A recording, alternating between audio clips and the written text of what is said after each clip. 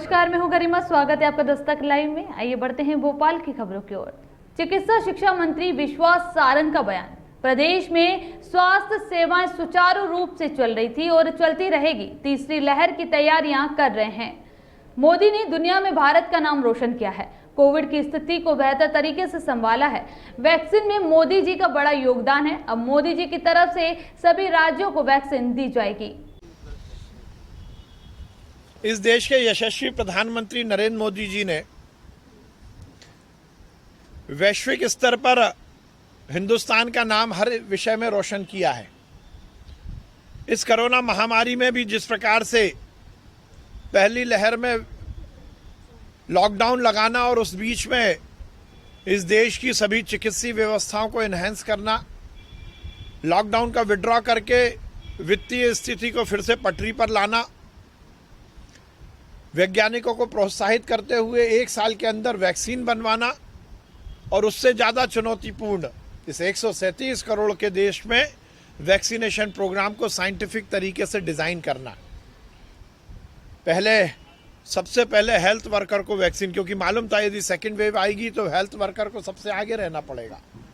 फिर corona warrior, फिर 45 साल, फिर 65 साल और अब 18 साल।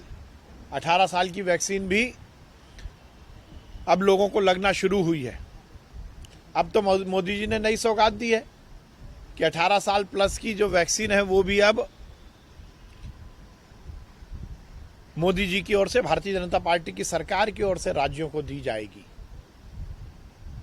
बहुत सारी देश में विपक्ष की राज्य की सरकारें फेल हो गई थी, चाहे वो राजस्थान हो, छत्तीसगढ़ हो, दिल्ली हो, केरल हो, वो केवल रो रहे थे।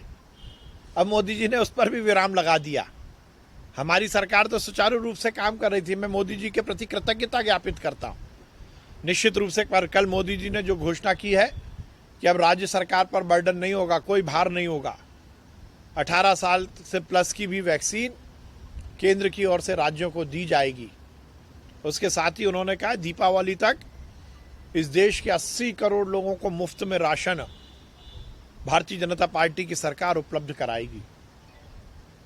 मोदी जी ने यह भी कहा है उन विघ्न संतोषियों को जो देश की जनता की जान को जोखिम में डालकर वैक्सीन को लेकर अफवाहें फैला रहे, कि वो ऐसा ना करे। मानव जाति के लिए इससे गलत और काम कुछ नहीं हो सकता।